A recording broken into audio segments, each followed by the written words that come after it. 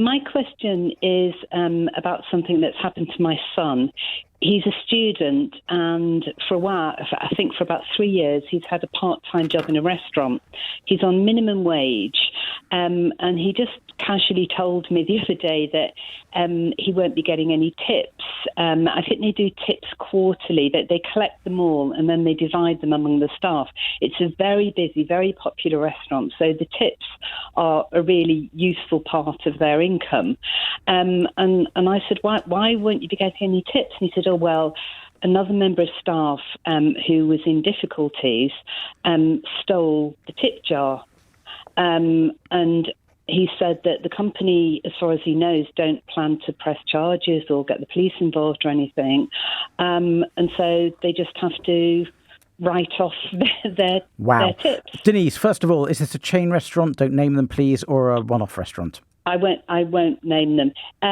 It's not exactly a chain. I think they've got about 3 restaurants. Fine. And distributing tips every 3 months. I've not heard of that before. I think so. I think that I don't know exactly, to be honest, but I think they collect them at least over 2 months.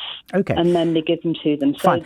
You said tips are kept in a jar. I mean, who tips with cash anymore? Are there electronic tips as well? Yeah, I think they're all sorts of tips there. So they're probably sort of.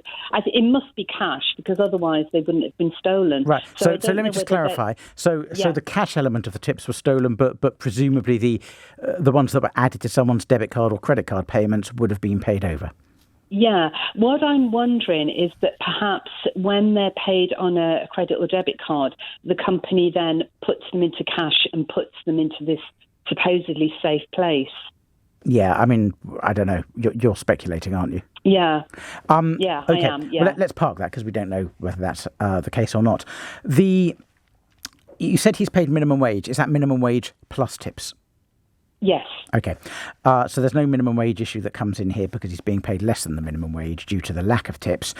Does the company insist that the tips are handled in this way? So does the company assume responsibility for collecting and handling that? And does the company deduct tax and POA? Yes. It does? Yes. Okay, so it goes through payroll? Yes. Perfect. In that case, your son's going to be fine.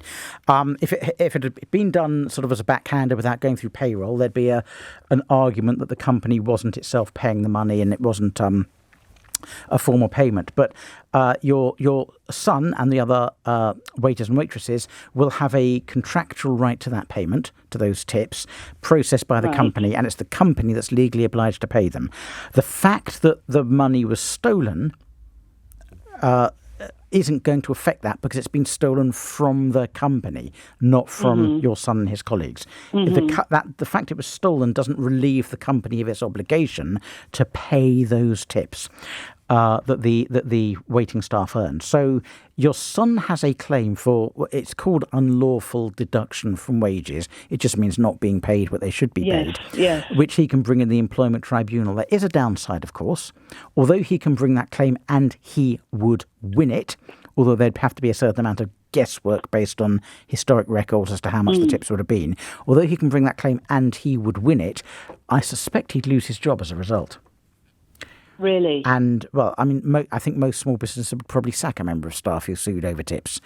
And although he'd then have a claim for unfair dismissal, that would involve him in litigation that would last over a year and carry its own problems. I see. Right. So I think sounds like a hiding to nothing. Well, it might not be. I mean, it could simply be. I'm assuming your son's not a member of a union. Why would he be if he's a part-time member of staff?